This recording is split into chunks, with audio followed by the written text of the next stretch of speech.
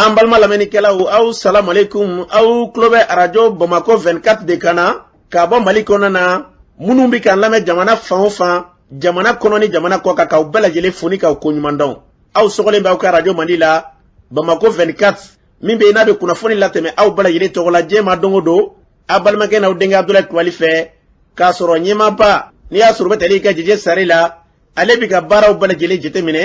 k'aw fo ni k'aw ko ɲuman dɔn faso kɔnɔ ni faso kɔ kan. Dɔwɛrɛ t'aw ma k'aw sigi ni k'aw ka kunnafoni ma kɔnɔ kunnafoni ni dalilu don tiɲɛ ni Ala ye sira kan kunnafoni gɛrɛgɛrɛ anw sigilen filɛ kɛnɛ kan. O de kan ka bɛn bi kunnafoniw la watuma bi ye juma ye bi juma bɛnnen bɛ nansara san kalo sabanan ye marisi kalo bi o tile 22 ye ka bɛn 2022 san ma farafin kalo min n'o ye sunkaloma kɔnɔ ye an b'a ladɔnniya k'a fɔ bi o tile 22 ye jate la san kalo 8 na no hijira san 1443 sa do dugawu de bɛ kɛ Ala k'a ɲɛ ka d'a ma bakuruba fɔlɔ bi kunnafoni filɛ k'aw ladɔnniya k'a fɔ dɔgɔfunajɛ tɛmɛnen na an ye kucala kunnafoni dɔw fɔ o ko kɛra cogo jumɛn na kunnafoni ye ɲɛfɔli ko la fo ka taa se an ka jamana kɔnɔna na min ye CEDEAO ye olu kan ka lajɛrɛba dɔ kɛ bi Mali Faranjala fanga ɲɛmaa kolonɛl Asimi Goita ale tun welelen don o kɛnɛ kan o ko kɛra cogo jumɛn kunnafoni ye ɲɛfɔli ko la an ka jamana ɲɛmaaw kɛrɛnkɛrɛnna minisiriso ka baara ɲɛsinnen bɛ dugujukɔrɔfɛnw ma ale ye wulikajɔ dɔ kɔni ta ni ka se ka tɛgɛ kɛ maa dɔw la an ka sanu baara kɛyɔrɔw la o ko kɛra cogo jumɛn kunnafoni ye ɲɛfɔli ko la Mali premier ministre kɔrɔ Sumeli Bube Mayiga ale ka janaja baaraw kɛla kunungo o ko kɛra cogo jumɛn kunnafoni ye ɲɛfɔli ko la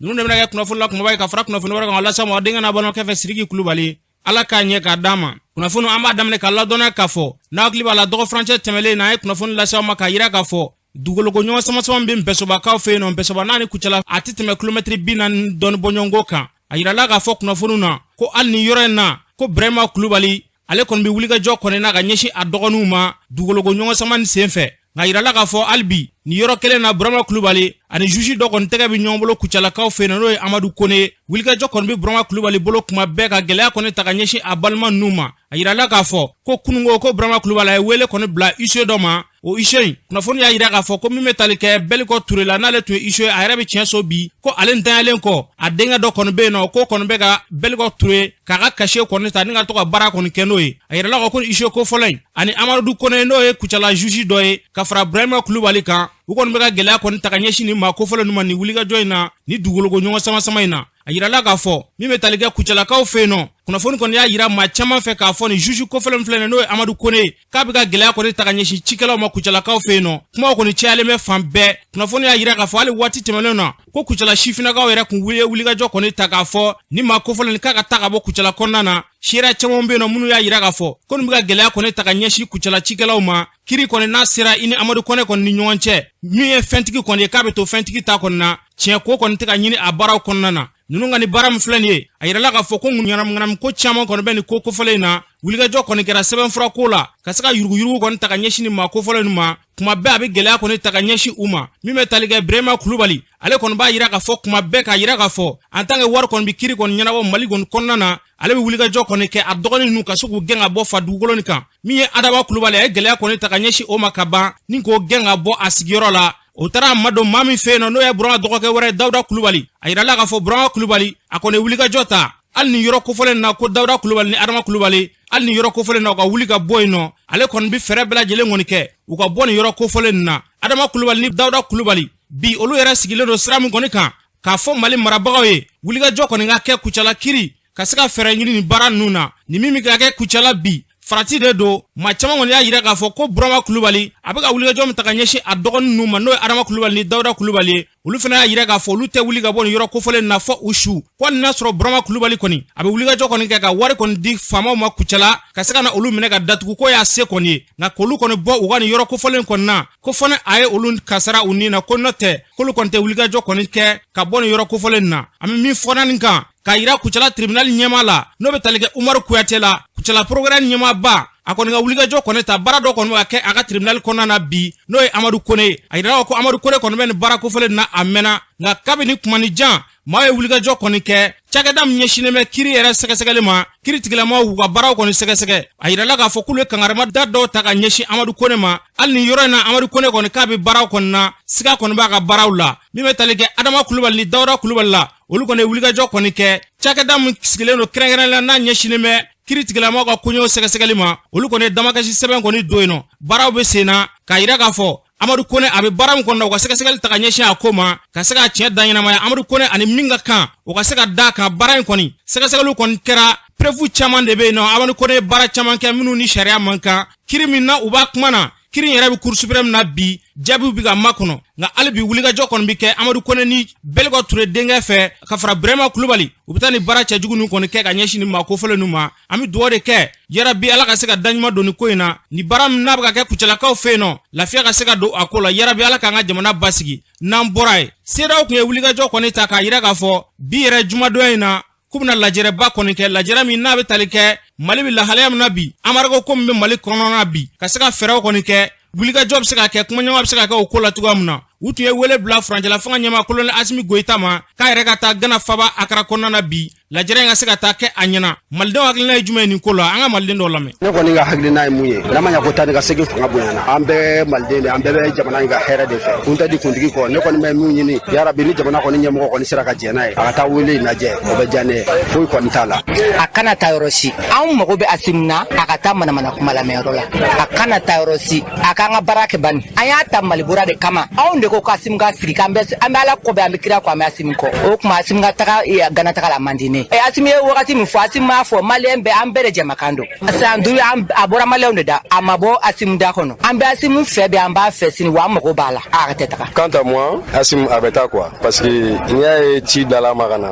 kun dɔ de don quoi parce que ale de ye transition ɲɛmɔgɔ ye n'i y'a ye hali sama-samali bɛ ka kɛ a bɛɛ kun ye Asimu ko de donc Asimu tali o t'a yɛrɛ k'a fɔ ko diɲɛ wulila quoi a bɛ taa yɔrɔ assister donc maintenant ni min bɔra la a bɛ kuma n'a ka peuple ye bon de fait que caman fɔ a tɛ taa ou bien Asimu ni ban ka taa ça va être beaucoup de problèmes chez nous parce que même n'i y'a ta ka jateminɛ transition position yɛrɛ la gɛlɛya yɛrɛ bɛ jamana in kɔnɔ yan dan tɛ gɛlɛya min yɛrɛ la quoi fɛn bɛɛ yɛlɛnna bon foyi tɛ se ka foyi nɔgɔya bi ni Asimu yɛrɛ ka kɔfilɛli tɛ jamana kɔnɔdenw na cɛ cɛ de ye Asimu a bɛ ka baara min kɛ cɛya de don quoi den kɛni kunkolo jelikala de don n'a cidon sera a bɛ ci quoi. ne ka faama man ka taga ne bɛ fɛ ni ne ka faama bɛ taga a bɛ tagama ne ka suga ka taga fɔlɔ nka a kana déplacer ka bɔ Mali kɔnɔ o de ye ne ka laɲini ye a kana déplacer nazara man ɲi an tɛ fɛ yɛrɛ an ni ninnu ka baara kɛ bilen nazara man ɲi an ka k'u bolo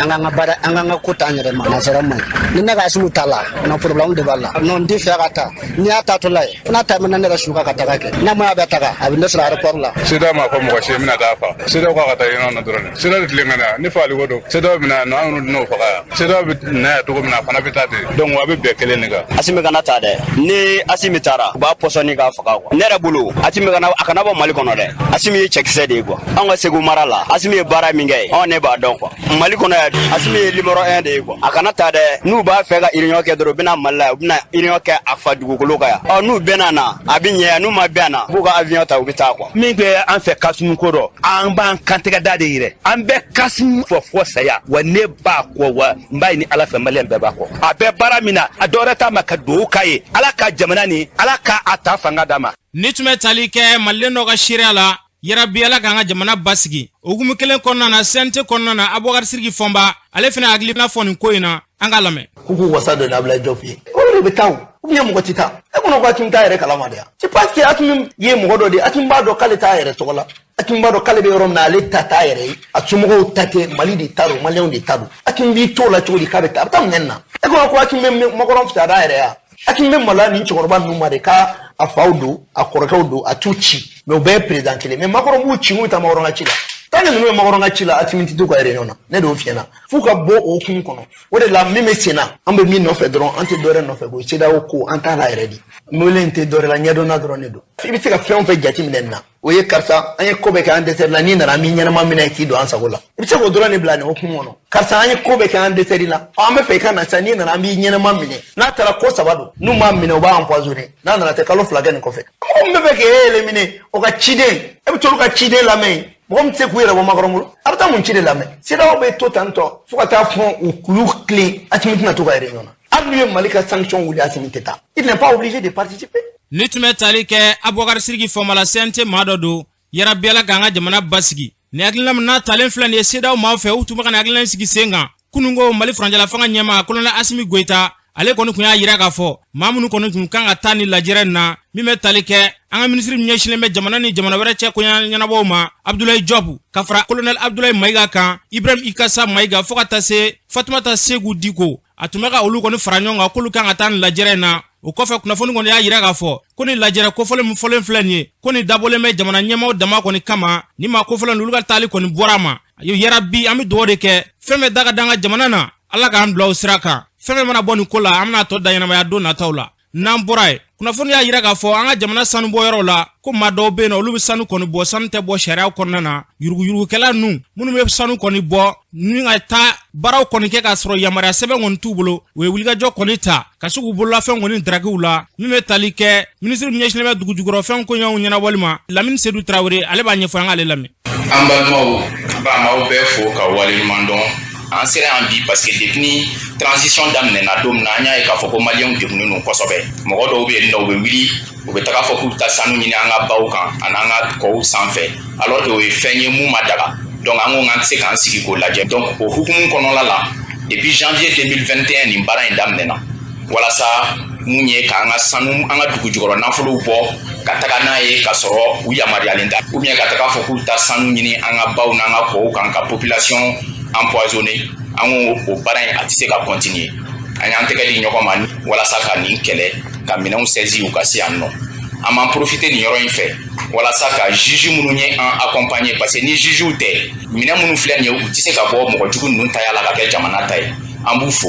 kɛrɛnkɛrɛnnenya la juge minnu bɛ Kayi mara la ani Sikaso mara Yanfoyila jugew ani Keɲeba jugew an b'u fo yan nɔ k'u waleɲuman dɔn an y'a jateminɛ k'a fɔ walasa place min bɛ yan nɔ ka se ka libérer an ka minɛn ninnu di jamana baarakɛlaw ma n'o ye sɔrɔdasiw ni minnu bɛ an ka infrastructure dilan k'a d'olu ma u ka se ka baara kɛ n'a ye mun bɛ jamana nafa. Ni tun bɛ tali kɛ ministre min ka baara ɲɛsinnen bɛ dugujukɔrɔ nafolo fo ka taa se ji ni courant ma Lamini Seydou Traoré a yirala k'a fɔ u ye nin minɛn kofɔlen bɛɛ lajɛlen kɔni darakiw la cogo min na ministre min ɲɛsinnen bɛ bolimafɛnw ni sirabako koɲɛw ɲɛnabɔli kama u ye minɛn ninnu kɔni di olu ma Juracɛ Jakite tun b'ale kɛnɛ kan u ye ɲininkali kɛ Danbɛlɛlakaw furumuso Madina Sisoko la an k'ale lamɛn. An balimakɛ min sarilen don ministère des mines na o ye minɛn minnu minnu di jarabilikɛla minnu bi an ka dugujukɔrɔ nafolo sasa ka bɔ k'a sɔrɔ yamaruya t'u bolo donc o baarakɛla ninnu ye gɛlɛya caman se an ka dugulamaw ma donc kangari dar'u ye kangari da kɔfɛ minɛn minnu b'u bolo olu y'o minɛ o minɛnw minɛna a minɛnw ma taa sira jugu kan faso cakɛda dɔw bɛ yen minnu ka baarakɛminɛnw ye nin o faso cakɛda in na ministère min bɛ yen n'o kalifalen don ne ma ni ministère min ɲɛsinnen don siraba ka dilan ani jamana tan ni ka segin kan anw mago bi ni minɛn in na ni minɛn in nana baara yɔrɔ dɔ b'anw bolo o baara yɔrɔ o de ɲɛsinnen don ni balaka tiɲɛniw kɛra an ka siraw kan olu de bɛ wuli ka t'o baaraw ladilan walasa mɔgɔw kana tɔɲɔ kosɛbɛ furancɛjan dɔ kɔnɔ donc minɛn min filɛ nin minɛn min na d'olu ma ne bɛ kɛ ka n b'a fɔ ministre ninnu ɲɛna u y'a di a diyara an ye minɛn min bɛna di samiyɛ daminɛtɔ don ni samiyɛ daminɛna kɔlɔlɔw ka ca sirabaw kan ni ala sɔnna an ma minɛn ninnu bɛna bila o baaraw kɛnɛ. Ni tun bɛ tali kɛ ministre min ka baara ɲɛsinnen bɛ bolimafɛnw ni sirabako koɲɛ ɲɛnabɔli ma Danbɛlɛlakaw furumuso Madina Sisoko yarabi Ala ka ni ɲɔgɔnna caya an ka jamana kɔnɔ n'an bɔra ye kununko Sumailu Buwe Mayiga ale ka janaja baaraw bɛɛ lajɛlen kɔni kɛra a ka denbaya kɔnɔna na an ye ɲininkali kɛ maa dɔw la olu b'u ka seereya fɔ an k'u lamɛn.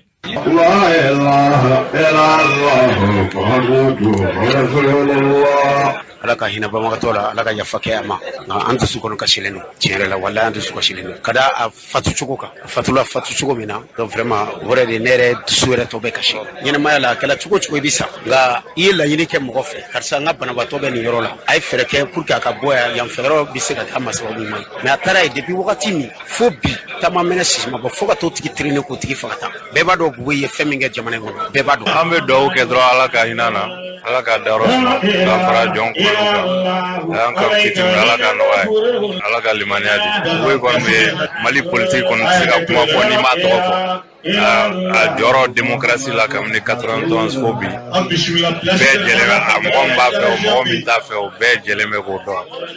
donc nin ye don de ye min Mali histoire la a bɛ sɛbɛn quoi ni banni kɛra kiiri kuma banna o kiiri tɛ yen bilen ne ta tɛna don polémique la quoi saya kɔlen kɔfɛ pelonique tɛ foyi ɲɛ bilen a tɛ foyi ɲɛ. Ala ka Sumailu dayɔrɔ sumaya a y'an kɔ kiti min na Ala k'o nɔgɔya an n'a bɛ taa jɛ min na Ala k'o nɔgɔya an dusu ma kasi dɔ bi an dusuma kamikami dɔ bi an ye silamɛ jamana de silamɛ ko k'i mɔgɔ ɲɔgɔn fɛ n'i ka bana banna i b'a furakɛ an bɛ min ala fɛ min ye Sumelu sɔrɔ a ɲɔgɔn wɛrɛ kana maliyɛn wɛrɛ sɔrɔ an b'a ɲini ala fɛ ala ka to maliyɛnw ka kɛ ɲɔgɔn fɛ hali bi an ye silamɛ ala k'an ka silamɛya jida hali bi ala de y'a ta don se wa ala de y'a ka latigɛ kɛ ala mana fɔ a b'a kɛ cogo min na a b'a kɛ o cogo de la ala ka limaniya d'an bɛɛ lajɛlen ma ala ka limaniya d'an bɛɛ lajɛlen ma anw ye ala de ta an bɛ sigi ala ma n'o fɔ inna lillahi wa inna ilayhi rajiun an bɛ dugawu de kɛ ala ka hinɛ Sumelu la ala ka yafa ma k'ala k'a ka kɔ sabati a jɛɲɔgɔnw a n'a baarakɛɲɔgɔnw ala k'u dɛmɛ Sumela tali a kana kɛ degun ye u ka ɲɛtaga la tiɲɛ don Sumelu mɔgɔ min don ko caman na hakilila caman na anw jɔra jɔyɔrɔ dɔw la nka wagati laban in na an y'o fɔ de son vivant k'a fɔ fili man jugu n tɛ segin kɔ de ka jugu sababu bɛ ko bɛɛ la nka gɛrɛ a la kosɛbɛ o kɛra MCA kɔnɔna ye sɔgɔma o sɔgɔma n'a tun bɛ kuma o kuma ɲɔgɔnya kɔnɔ a tun bɛ kuma dɔ fɔ kuma kelen tora hakili la min bi ɲ'a faamu ko a farikolo u bɛ se k'o minɛ u bɛ se ka tɔɔrɔ mɛ hakili a t'a fɛ o ka tɔɔrɔ an ka fɛɛrɛ bɛɛ ka hakili kana tɔɔrɔ n ye kuma in kɔrɔ faamu bi parce que farikolo in degun ni tɔɔrɔ kɛra sababu ye a ni minɛna la nka hakilila min tun b'a la faamuya min tun b'a la bi témoignage mun kɛra jamanaden bɛɛ min ta ye diinɛ ko ye min ye politique mɔgɔ ye min ye administration ye min bɛ jɔyɔrɔ jɔyɔrɔ la bɛɛ nana kɛnɛ kan an ka jamana mago b'o de la bi an ka bɔ ɲɔgɔn buruja kɔnɔ an ka bɔ ɲɔgɔn lagosi kɔnɔ il y a pas de mauvais maliens il y a des opinions différentes donc an bolo bi Sumela ka nin banni ka kɛ sababu ye ka jamanadenw fara ɲɔgɔn kan ka jamana fara ɲɔgɔn kan ka hakili ɲuman di bɛɛ ma mais je pense que bi bɛɛ ye ko dɔw faamu mais anw tɛ don k'a fɔ kuma min bɛ se ka kɛ sababu ye ka mɔgɔw fitinɛ non kuma de kan ka fɔ bi min bɛ mɔgɔw hakili sigi min bɛ jamanadenw hakili sigi ni tun bɛ tali kɛ maa dɔw ka seereya la Sumeli Bube Mayiga ale ka janaja kɛnɛ kan an bɛ dugawu de kɛ yarabi ala ka hinɛ la ka da yɔrɔ nɛma ka kɔtɔ nɔgɔya k'anw yɛrɛ kɔnɔ n'an bɔra ye Colonel Asimi Goita ale kɔni y'a yira k'a fɔ ko a ka sara kɔni a bɛ dɔ b'o la ni ka se ka nɔgɔya kɔni ta ka ɲɛsin jiko gɛlɛya ma yɔrɔ caman na wulikajɔ kɔni bɛ sen na o baara in kɔni a kɛra Mali fan caman fɛ wulikajɔ kɛra kaselakaw fɛ yen nɔ ni ka se ka taa jiko nɔgɔya dɔ kɔni ta ka ɲɛsin olu ma château belebele dɔ kɔni sera ka di olu ma nka o y'a yira k'a fɔ k'u ka laɲini tun ma ban dɛ ko kuranko gɛlɛya kɔni b'u kan an ka kaselaka dɔw lamɛn bɛɛ b'a dɔn adamadenya sɛbɛnnen don ji la wa ni ji yɛrɛ tɛ yen adamadenya tɛ yen mɔgɔ min bɛna ka na ji di ma a tigi ye koba kɛ i ye ji min n'u y'a di nin ye kasela dɔrɔn ta tɛ ji bon don dɔ bɛ ekɔliso kɔnɔ dɔ bɛ dɔgɔtɔrɔso kɔnɔ ka tila ka fila bila kɛnɛmana na o kun ye jumɛn ye kasela n'a a lafɛdugu bɛɛ lajɛlen mɔgɔ min bɛna sugu jɔra ou bien min bɛ n'i mago wɛrɛ la bɛɛ ka se k'i mago ɲɛ ji in na o kama an bɛ foli lase u ma. ji ko di kɔni o diyara ne ye fo k'o tɛmɛ hakɛ kan n'i ko ji i ko musow n'i ko ji i ko denmisɛnninw n'i ko ji i ko sanuya n'o tɛmɛna ka bɔ yen yɛlɛ t'anw bolo yan dɛ kuran t'anw ka dugu la n'a tilara ciden minnu nana a ka don a ka dɔgɔtɔrɔso kɔnɔ an mago b'a la a ka n'a ka dɔgɔtɔrɔso jɔ k'a kɛ dɔgɔtɔrɔso ɲɛnama ye bari n'i ka kin wulila yan n'a ma ɲɛnabɔ yan i bɛ mobili sɔrɔ yɔrɔ o yɔrɔ ka taa Bamakɔ a bɛ gɛlɛya dɛ fɔ ala yɛrɛ bɛ dɔn ka kalifa minɛ a la. kasela nɔ ni mɔgɔ min ye kasalakaw sɔn ji la anw bɛ nisɔndiya ni a ye surtout an ka ekɔlidenw yɛrɛ o diyara n ye fo ka dama tɛmɛ ekɔlidenw ka jiko kun ka gɛlɛn kojugu fɛn min ka di min fɔ ye o ye nin minɛ ka fara kan ye an ka dugu yelenko bɛ anw na kasela nɔ cɛ ni muso mun bɛ taa lɔgɔ ɲini o de ka ca fililikɛlaw bɛ yan tailleur bɛ yan nɔ a bɛɛ bɛ yan nɔ mɛ kuran tɛ dugu kɔnɔ donc baara ka gɛlɛn an bolo yan kosɛbɛ diɲɛ don o don ani ozogoro de bɛ ɲɔgɔn la mɛ ni kuran sera ka na an ka dugu la a ka ca la ala fɛ an ozogoro bɛ kisi ɲɔgɔn ma bɛɛ bɛ se ka baara k'i yɛrɛ ka dɔ sɔrɔ i yɛrɛ ye. n'i ye ji di mɔgɔ ma i ye fɛn bɛɛ di a ma sabu yɔrɔ o yɔrɔ ni ji tɛ yen ayiwa mɔgɔw ka tubabukan na ko il n'y a pas de vie dɛ donc an ka maire yɛrɛ y'a yira an na sisan k'a fɔ ko ji nana ji t'a la ayiwa a bɛ ekɔliso la mɔgɔ ekɔliden 2000 o ɲɔgɔnna bɛ ekɔli min na ji tɛ yen ayiwa a bɛ CSCOM kɛrɛfɛla la ji tɛ yen n y'a dɔn kɔni o mɔgɔya ka gɛlɛn dɛ. ni ji nana ni dɔgɔtɔrɔso sanuyana baarakɛminɛn tɛ dɔgɔtɔrɔso kɔnɔ foyi foyi tɛ dɔgɔtɔrɔso kɔnɔ ka tila ka kuran tɛ yen ni dɔgɔtɔrɔso bɛ yen ni kuran tɛ yen a ma nɔgɔn dɛ fo an yɛrɛ de bɛ yelen bɔ an ka so ka na n'an ka tinimɛ dɔ ye n'a gɛlɛyara fana an bɛ mobili ɲini ka taa n'u ye dɔw mobili tɛ sɔrɔ fo kasara bɛ dɔw sɔrɔ. ni tun bɛ tali kɛ kaselaka dɔw ka seereya la u y'a fɔ cogo min na yara bɛɛ la ka ɲɛta sabati an ka jamana kɔnɔna na Asimi Goita a ye ni baara min daminɛ maliden caman kɔni ye tanu ta ka ɲɛsin ni baara kofɔlen ma ko nin bɛna kɛ sababu ye ka na ni nɔgɔya caman de ye an ka jamana kɔnɔ yarabi ala ka ni hakilina ninnu bila taaɲɛ minɛn kɔnɔ n'an bɔra ye sifinaka dɔw kɔni farala ɲɔgɔn kan ni ka barolasigi dɔ kɔni kɛ a barolasigi in senfɛ u ye wele bila Dr Umaru Mariko ma ale ye kuma min fɔ a kɛnɛ kan an ka lamɛn. bi lasigi ye jeune dungalabu kɛnɛw de don minnu nana ka wuli ka sema ka taa sigilen sɔrɔ ka fɔ ko il faut k'an ka kuma kɔrɔlen kan walasa olu ka faamuyali sɔrɔ parce que kɛlɛ ni faamuyali t'a kɔnɔna na a tɛ ɲɛnabɔ mars 91 kɛlɛ minnu kɛra 91 bi o kuma bɛ fɔla bi ka kɛlɛ jasi ko kɛlɛ kɛra cogo min na kuma caman fɔra faransi dɛ o de y'a to mɔgɔw poussé ka bila Musa Traoré la dɛ Musa Traoré yɛrɛ fana ko faransi mɔgɔw poussé ka bila la minnu Musa kɛlɛ olu fana ko faransi de Musa bila ka wuli kɛ Modibo la a ko ɲagami cayara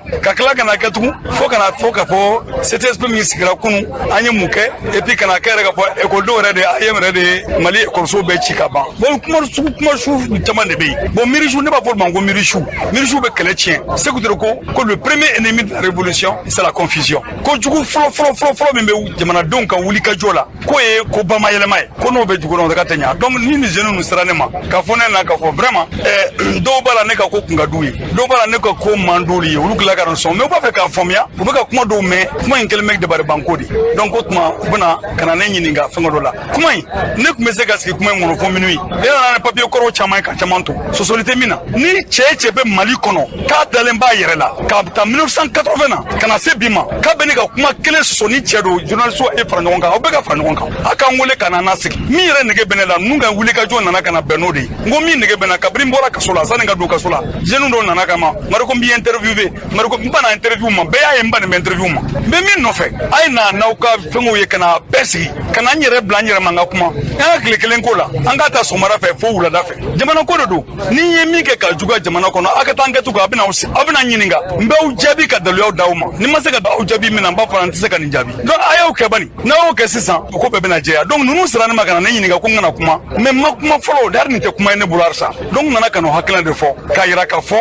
ni an y'an ka kumakanw lase o tuma mɔgɔ minnu n'u ka hakilina ye kelen ye mɔgɔ minnu n'u ŋaniya ye kelen ye n'olu commencera ka fara ɲɔgɔn kan sisan tiɲɛnikɛlaw b'u yɛrɛ ɲini u mankan de ka bon n'o tɛ u tɛ tiga ci pa mɔgɔ t'u kɔ fana u mankan de ka bon bon fan bɛɛ fɛ wo fan bɛɛ fɛ k'a sɔrɔ kisɛ foyi tɛ jaba la donc ni ne ko don ne kan b'o de ma kɔrɔlen fɔ a bɛ se ka bi kɛlɛ bilasira caman fɔra ekɔliden ko in na dɛ caman fɔra AEM ko in na dɛ caman fɔra mouvement démocratique ko in na dɛ caman min fɔra dɛ bɛɛ de ta tolen fɔ o tuma parce que dɔw kɛlen bɛ ka dɔw ɲumanmana fili dɔw tugulen bɛ dɔw kɔ k'a sɔrɔ n'a ko ɲɛfɔra a ɲɛ ma k'a perepere latigɛ i tɛ tugu kɔ fo ka taa diɲɛ wuli ni tun bɛ tali kɛ Dr Umar Marigola partisadi ɲɛmaaba don yarabi ala k'an ka jamana basigi ni k'a kolo suma n'an bɔra ye tile damadɔ kalan dɔ kɔni kɛra maa dɔw kunna yaasa an ka kalandenw jɔyɔrɔ bɛ se ka yira cogoya mun na a ɲɛma dɔ bɛ tali kɛ Bagayolakaw furumuso Ayida Kante an ka lamɛn an bɔra conférence dɔ de kɛnɛ kan n'o ye ɲɔgɔnna faamuya dɔ ye ka musow jɔyɔrɔ yira ladamu cogoya la barisa n'i ko kalan ladamu bɛ kalan kɔnɔ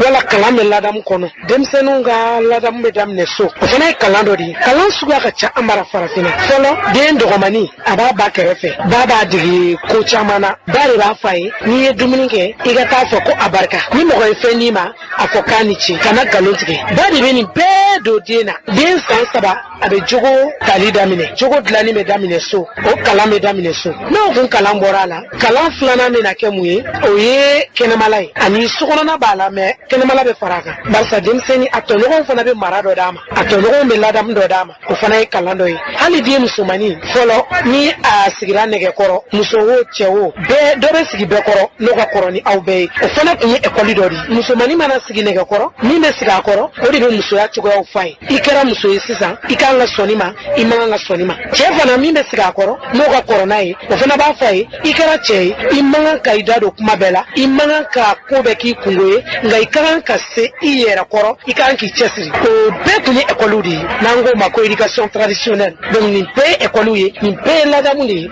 an kun nana de ka na muso jɔyɔrɔ fɔ ladamu cogoya ni dɔnniya ɲini cogo kan n'o ye éducation ye ni tun bɛ tali kɛ Bagayolaka furumuso Ayida Kante yarabi alibi ala ka ladamu sabati an ka jamana kɔnɔ n'an bɔra ye projet dɔ sigilen dɔ sen kan an ka jamana kɔnɔna na MJP olu ni plateforme dɔ kɔni farala ɲɔgɔn kan lajɛrɛ in kun tɛ dɔwɛrɛ adamadenw n'u bololafɛnw bɛ se ka lakana cogoya min na baara in kun y'o de ye a ɲɛma dɔ bɛ tali kɛ Jaralakaw furumuso Jori Jara an k'ale lamɛn MJP ye projet bolofara sabanan bɛ Sikaso min bɛ baara kɛ an ka sirakun na n'u b'a fɔ corridor ka bɔ Sikaso ka taa Zegwa ka bɔ Sikaso ka taa Hɛrɛmakɔnɔ ka bɔ Sikaso ka taa Kuri o hukumu kɔnɔna na projet ni jakul da banyo barake nyon fe nangu plateforme ye jakule ni sigile meni jakulaw e mobili bolilaw mobili tigu ulu ka tonde sigileno ko adama donu bolla fen ka sika tan ga sigike lafiya la ni sira kun mun ko fo sira kun nuka projet MJP ka bolo fara sabana no atara sigaso ako yuruku walo ani danzako walo ka kele ka bostra kun ko folle nunka ya samu wanu nuvu nubula hero ka taka seike nugala ode yake MJP yi tegadi platform wa uka jaga barake uka la yunu nuka hakillo ulu ikele one platform injate mine sigoro duru wana bala bolo fara duru biro babe sigaso biro bolo fara were be do wore be kucala do be kuri yoroso do be kajolo do be buguni o bolo fara nu fen kono o biro kono nana mugoro le sugandile me mi yesine me kuna funi dili ani dama kasilima to in kono nana o kuma olu mun yesine boba olu de wele la sogma dena ka fo kalanga ku ka do fara ka donna kan wasa amini talla fasa minke ka nyesi fara tigila momma munu tigile be sira kunununa duguba nunu donda nu bodola nama fo poste de contrôle jakulu munu siglembe ubisara sonno yake tamadow ye tugumna wasa tamo nunga sake kereni badina wala fo kuna foni ka soro en fait mimba to amsaka ni tala fasa inke kanye ni dalu girimawye malika sariya sonye boluka mali atikano bla sariya mununa ani jamna woro nu nyonche ko taka seyika ken no ya kono anga siga olu don ka siga dalulu don amesa ku faranyo nga tugumna ko ke tugumna do ka set foranti la mogonma wasa ukasaka sonno yake tamo ka ke herni badina yuru walu ni danzako walu do ka saka bola ni tume talike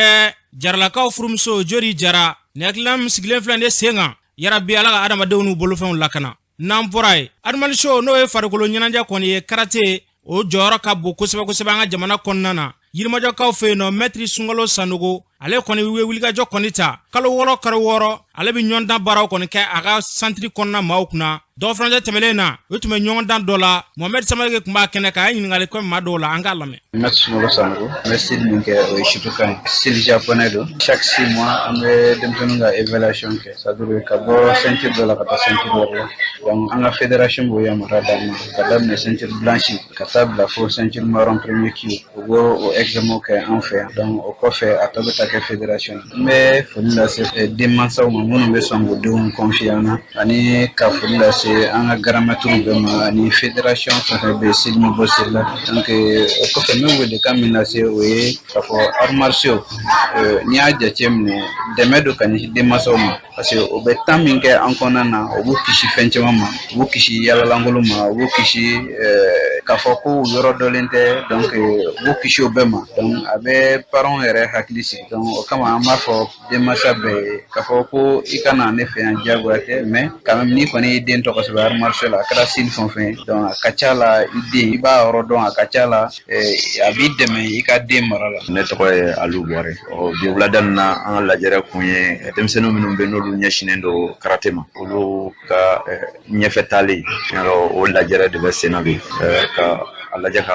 donga fo wi baramenge ne uni jela kura soroka kan walma ne uni kolen ka kan ala bi ulena la jere o kunga ni tume talike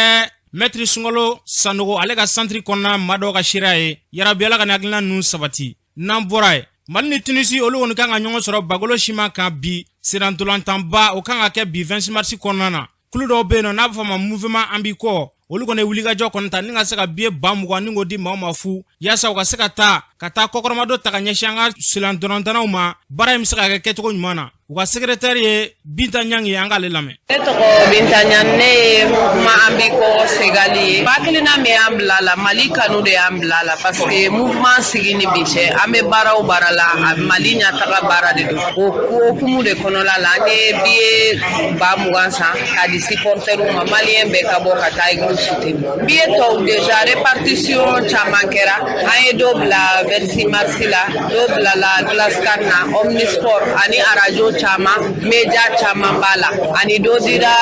quartier caman mɔgɔw ma quoi a kɔni tilala jusqu'à biye yɛrɛ tɛ yen tuguni ne bɛ min fɔ u ɲɛna fɔlɔ biye in tɛ ka feere a bɛ sɛbɛnna kɔfɛ yɛrɛ gratuit mɔgɔ si kana feere ni mɔgɔ y'a mɛn ko mɔgɔ y'a feere u k'a signale parce que a sanna maliko de kama a man ka feere ne b'a ɲini supporter bɛɛ fɛ u ka bɔ hɛra la ka taa église soutenir u ka na yɔrɔ kari parce que ni joie kɛra u bɛ manifester ni joie ma kɛ u bɛ manifester u t'an ka laɲini ye quoi u ka taa hɛra la wariba de donna stade in na u man ka ko foyi kɛ min bɛ na ni degun ye jamana in kɔnɔ surtout an bɛ degun wɛrɛ kɔnɔ u ka taa hɛra la u ka segin hɛra la u ka so a banna o de ye ne ka laɲini présidente tɔgɔ la ne b'a fɔ balontannaw ye an bɛɛ jigi b'u kan k'u gɛlɛya an ka taa coupe du monde na o de y'an bɛɛ hakilina ye. Ni tun bɛ tali kɛ Binta Ɲangi na mouvement an b'i kɔ secrétaire do ni baara in bɛɛ lajɛlen kɔni kɔfɛ maa caman kɔni y'a yira k'a fɔ ko biye kɔni k'a sɔrɔli kɛla baara ye dɛ wulikajɔ kɔni bɛ maaw ni ɲɔgɔn cɛ boliboli kɔni bɛ fan bɛɛ biye nɔfɛ a fu tɛ ka sɔrɔ a wari tɛ ka sɔrɔ maa dɔ ye gɛlɛya sɔrɔ ni baara in na an ka dɔw lamɛn. Bon depuis sɔgɔma an bɛ ferme kita da la an bɛ biyeko la quoi an ye tile fana dun fɛn bɛɛ to yen ka n'an jɔ nɔ biyeko la donc président dɔ de taara an sɔrɔ yen nɔ sisan nɔ wa a ko k'ale bɔra yan nɔ k'ale biye san 400 400 biye k'ale y'a san 400 négociation na sinon k'a tɛ sɔrɔ ko mais ni nana k'a fɔ ɲɛna k'a banna an yɛrɛ nana an jɔ sisan sisan u k'a ma k'a banna an yɛrɛ jɔlen filɛ o de la tantɔ. Nka cɛ wa biye labila an bɛɛ ka biye san an bɛɛ ye maliyɛn de ka wolo Mali la ka fɛn bɛɛ kɛ Mali la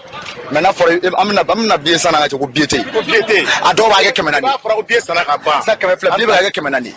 négociation ni ala cɛ 200 biye. N'a fɔra ko biye bɛ di bi depuis bi matin depuis 7 heures an bɛ omnisport la parce que yanni ka sɔrɔ ma depuis 7 heures an bɔra fo 14 heures de u y'a fɔ an ye ko 16 heures an tilala ka segin ka na o moment na ka taa dumuni kɛ dɔrɔn ka segin ka na 15 heures ka na jɔ tuguni ko dɔw ko k'a bɛ ka feere yan Mamadu Konate la an nana yen tuguni ko biye banna mun yɛrɛ y'a fɔ n ka cɛ ko turukasi b'a la k'a ko biye kɔni bɛ ka feere ko nka b'a la biye yɛrɛ tɛ ka sɔrɔ an tɛ se k'o de faamu quoi ne kɔni fɛ nin waritigi ninnu dɛ u taara an ka biye san alors que kɔrɔlen ni masi bɛ an yɛrɛ bɛ wari bɔ ka taa an ka biye san wari mɔgɔ minnu ma u tɛ taa masi kɛyɔrɔ la yɛrɛ bon an nana biye de kɔ mais biye ko in bɛ ka kɛ cogo min na nin ta ni ɲɛmɔgɔw m'a lajɛ a tɛ se ka marché nin kan kan quoi biye bɛ se ka manqué terrain na cogo di k'a fɔ ko 1000 francs biye dɔ bɛ ka fara o kan 400 biye o bɛ ka feere 1000 1000 ni 200 o tɛ ɲɛ o n'a fɔra k'an bɛna bɔ ka taa faso de kuma bɔ faso supporter dɔ bɛ ka fara biye sɔngɔ kan. An bɔra 26 mars la ko biye tɛ yen ka taa fédération la k'a tɛ yen FEMA foot k'a tɛ yen nɔ an nana u y'an wele k'an nana a tɛ yan fana. An bɔra fédération la san an nana fosi ma ɲɛnabɔ o y'a sɔrɔ an bɔra sport la 26 mars Carrefour des jeunes fosi ma diya an ye dɛ walayi a ma diya an ye. Depuis cette année bien bon vraiment ne degunnen b'a dɔn vraiment parce que n bɛ fɛ match n tɛ fɛ cogo si la match in ka fɔ ne kɔ mais bon biye ko in parce que u bɛ ka kɛ biye ko dɔw bɛ ka biye san donc ça ka taa biye kɛ mɔgɔ ko ye bon biye t'o fɛn parce que a fɔra ko bɛ ka seeri ka taa biye san ko ka biye di mɔgɔ bon an nana bon kunu yɛrɛ an nana yan kunna kun bɛ yan bon a kɛra mankanba de yan bon vraiment biye ko a kɛlen vraiment kan degun waati la vraiment ne degunnen b'a dɔn vraiment match ko in na vraiment nin ye sɛgɛnɛ ye bon vraiment match tɛ fɛ cogo si la match in ka fɔ ne kɔ ye très bien. Maru bɔra depuis 8 heures waati an bɛ yan an ye kunu bɛɛ kɛ yan ka dɛsɛ fe an ma biye sɔrɔ an yɛrɛ ma y'an ɲɛ yɛrɛ la fefe kuma tɛ ka san yɛrɛ o ye ko k'a bɛ Carrefour les zones na an ye mɔgɔ bila ka taa yen nɔ ne yɛrɛ terikɛ taara yen nɔ ne yɛrɛ nana 26 mars la ka n ka baara bila ka na ma sɔrɔ. Bon biyeko kɔni an kɔni ye sɛgɛnba de sɔrɔ biyeko la k'a ye ko fédération ye biyew kan ka sɔrɔ yɔrɔ min na o y'o yɔrɔ fɔ an ɲɛna an ye fédération kɛ ka Modibo Keyita kɛ ka na yan sɔrɔ kunun yɛrɛ kɔni ne bɔra midi ka taa Modibo Keyita la ka taa fédération na ka tila ka na n yɛrɛ sɔrɔ yan donc baara kɔni o ma se ka kɛ kunun biyeko nɔfɛ ka bɔ sɔgɔma na fana ka segin ka na yan k'a ye ko gɛlɛya bɛ biyeko la mais kunu kɔni depuis midi n bɔra n bɛ biye nɔfɛ fo ka se sisan ma. Bɛɛ vraiment maliyɛnw vraiment k'a lajɛ surtout an ka fédération yɛrɛ quoi fédération k'a lajɛ kosɛbɛ vraiment sinon vraiment nin tɛ nin ye jamana si la ni Mali tɛ quoi. Ni tun bɛ tali kɛ Malilen dɔ ka seereya la supporteru biyeko gɛlɛya kama Mali yuruguyurugu ko dɔ kɛra a kuma na ten dɛ a yirala k'a fɔ kunnafoniw na setigi caman de bɛ yen nɔ minnu ye musaka b'u yɛrɛ kun ka biye caman san biye baden ko biye kunfɔlɔ min yɛrɛ dilanna ko sanna k'o ban maaw fɛ a ka di mɔgɔw ma fu ka na ye o labɛnni min kɛra maaw bɛ ka wulikajɔ kɔni kɛ a fu tɛ ka sɔrɔ a wari tɛ ka sɔrɔ nin ye dabalibanko de ye an ka jamana kɔnɔ yarabi Ala ka hakilina ɲuman di an ka jamana kɔnɔmaw ma n'an bɔra yen minisiri min ɲɛsinnen bɛ an ka senlantorantako baaraw ma ka fara sifinnakaw ka baara ma ale kɔni ye wele bila maliden bɛɛ lajɛlen ma bɛɛ ka se ka bɔ ka se ka taa ni maa ninnu supporter Musa Aktayɛri an k'ale lamɛn. Match min bɛna kɛ match de barrage Mali Tunisie le 25 25 mars ani match plana min bina kɛ Tunis le 29 mars aw min ye presse ye aw min ye journaliste ye aw bɛ se k'an dɛmɛ cogo di pour que ni match nu ka kɛ u ɲɛma aw k'an dɛmɛ ka maliyɛnw bɛɛ mobiliser kɔrɔ ka cogoya bɛɛ kɛ pour que bɛɛ kana an ka équipe supporter 26 mars ni mobilisation bɛ se ka kɛ cogo min na pour que en même temps an ka se k'an ka Mali ye moyen min kɛ ni stade kɔnɔ investissement ba min kɛra kɔnɔ milliard caman min kɛra kɔnɔ c'est important que aw min ye journaliste ye aw k'an dɛmɛ pour que an ka ni investissement an ka lakana an ka protéger parce que ne y'a wari min donna 26 mars kɔnɔ a ma bɔ tubabu fɛ a ma bɔ Amérique a ma bɔ a bɔra aw kelen kelen ka impôt kɔnɔ aw bɛɛ ka wari de farala ɲɔgɔn kan ka se ka ni stade in labɛn pour que a ka se ka homologuer o kɛra a ɲɛma an bɛ yɔrɔ min na bi mɔgɔ si tɛ se ka bɔ jamana wɛrɛ la k'a fɔ stade ɲuman t'an bolo stade ba t'an bolo an bɛɛ jɛra k'o baara kɛ an bɛɛ de kan ka jɛ ka lakana match kɛra cogo o cogo résultat kɛra cogo o cogo hakili fɔlɔ min kan ka kɛ bɛɛ kunkolo la lakana hakili ka stade préserver ka yɔrɔ bɛɛ préserver tiɲɛni kana k'a la ni match ɲɔgɔn o ma deli ka aw yɛrɛ b'a dɔn depuis an ka indépendance 1960 an taara coupe d'Afrique caman na mais an ma deli ka taa coupe du monde si la donc o kɔrɔ fɛn ba de don fɛn ma deli ka kɛ n'i b'a ɲini ka kɛ o ye ko ba ye o ye fɛn ba ye n'i b'a fɛ ka fɛn ba kɛ ka ko ba kɛ mɔgɔ kelen tɛ se ka kɛ ministre dɔrɔn tɛ se ka gouvernement dɔrɔn tɛ se ka kɛ an bɛɛ maliyɛnw bɛɛ de kan ka jɛ kan n'an sera k'an ka jamana ta ye ni rendez-vous fila in kɔnɔna na a bɛna min d'an ma ala dɔrɔn de b'o an b'a ɲini ala fɛ o ka kɛ n'a kɛra fana an bɛ problème fɛn fɛn na n'ala sɔnna n'a bɛɛ ma jɔ 50% ni problème kɛmɛ ta a 50 n'ala sɔnna a bɛ solution sɔrɔ an ye effort ba kɛ ka moyen ɲini ka kɛ an ka football kɔnɔ o de y'an permis ka taa match barrage bɛɛ kɛ match qualificatif an y'a bɛɛ kɛ dans les meilleures conditions. Ni tun bɛ tali kɛ minisiri ka wele la Musa Atayɛri wele kun tɛ dɔwɛrɛ ye an ka se ka taa an ka joueur kɔni ka t'u kɔkɔrɔma don yaasa u bɛ se ka sebaya kɔni sɔrɔ cogo min na an bɛ taa coupe du monde kɛnɛ kan yarabi ala ka ni hakilina ninnu sabati n'an bɔra an bɛ taa jamana kɔkan na Mohamed Samake mun bɛ bolo. Karamɔgɔ Sidiki y'a fɔ cogo min na an bɛ taa États-Unis an b'a ladɔnniya k'a fɔ min ye Ukraine balaw kɔni ko kama daminɛ sa ko fɔ sisan ko wulikajɔw bɛ senna fan bɛɛ lajɛlen fɛ setigi jamanabaw n'an m'u wele ko G7 fo ka taa se OTAN ma ka taa se Conseil européen ma k'olu kɔni lajɛrew caman kɔni kɛ o lajɛre ninnu senfɛ sa min ye États-Unis jamanakuntigi Joe Biden ko a kɔni bɛ kangarida kɛ sanga ni waati bɛɛ lajɛlen ka ɲɛsin Chine jamana ma a b'a yɛrɛ kuma bɛɛ ko min ye Chine jamana kɔni k'ale kɔni b'a ɲini fɛ ko n'a fɔ ko u sen don nin na fɔcogo wɛrɛ la k'a fɔ k'u bɛ dɛmɛ kɔni ta ka ɲɛsin Rusilakaw ma a kɛra sa ka se ka kɛlɛkɛminɛnw di o a kɛra ka se ka cɛdenw di ko ale kɔni b'o kangarida kɛ ka ɲɛsin Chine jamana ma n'an bɔra halisa an bɛ taa Chine kaw fɛ an b'a dɔn k'a fɔ min ye Chine ministre min ɲɛsin bɛ Chine kɔnɔko ka taa se Chine ni jamana wɛrɛ cɛ kɔnɔko ma ko ale bɛ tile saba taama kɔnɔ na min ye Afghanistan jamana kɔni kɔnɔna la kunnafoni kɔ fɔlɔ ko kami Taliban kɔni fanga ta Afghanistan ko nin y'a siɲɛ fɔlɔ Chine ministre dɔ ale kɔni ka se nin jamana kɔfɛlen na ko wa k'a ta kun tɛ dɔwɛrɛ dɛ min ye tɛgɛdiɲɔgɔnma ye n'o ye coopération ye ko o bɛ se ka tɛmɛ nin jamanaba fila ni ɲɔgɔn cɛ cogo min na n'an bɔra an bɛ taa Corée du Nord an b'a ladɔnniya k'a fɔ Corée du Nord jamana ko kuma ni kuma olu bɛ wulikajɔ la ka se ka kɛlɛkɛminɛn dɔw ka olu kɔni lajɛ n'an m'a fɔ ko essayement a yirala k'a fɔ dɔ France kɔnɔna la an bɛ min wele ko missile balistique intercontinental la ko o kɔni o dɔ kɔni sɛbɛkɔrɔ lajɛ o waleya min kɛra ko o ma bɛn Corée du Sud ale jamana ma kosɛbɛ ko a kɔrɔfɔ kɔni cayara olu fɛ yen kosɛbɛ n'an bɔra an bɛna an fɛ farafinna an b'a dɔn k'a fɔ min ye Sénégalikaw fɛ yen Casamance musojɛkuluba dɔ n'an b'a wele ko plateforme femme pour la paix ko olu bɛ wulikajɔ la sanga ni waati bɛɛ lajɛlen la u ka hakɛw nɔfɛla la kunnafoni ka fɔ la ko ni musojɛkuluba in yɛrɛ ko fɛn min ye jɛkulu caman ye ko o kɔni b'a kɔnɔ k'a bɛ se jɛkulu 170 ɲɔgɔnna ma ko wagati bɛɛ k'u bɛ wulikajɔ la u ka kɛnɛya ko ka taa se u ka lahala wɛrɛw ma ko ka se ka o ɲini jamana kɔni fɛ n'an bɔra an bɛ taa RDC kaw fɛ yen n'an b'a ladɔnniya k'a fɔ min ye RDC jamana kɔnɔ ye ko min ye retraite ye n'o ye sɛgɛnlafiɲɛbɔ ye ko gɛlɛya bolo kosɛbɛ dɛ ko n'i y'a jateminɛ k'a lajɛ an bɛ maa minnu wele ko fonctionnaire ye walima administrateur ko a maa caman de bɛ yen minnu bɛ san 70 san 80 walima san 90 walima san 100 yɛrɛ ko i b'a ye k'a fɔ halisa olu dɔw kɔni bɛ baara la u ka cakayɔrɔ la an karamɔgɔ an min sɔrɔ kɔnkɔn fana la o la kuma baara tun ye Mohamed Samake y'a fɔ cogo min na yarabi ala ka basigi nati Mali ni diɲɛ jamana bɛɛ lajɛlen kɔnɔna na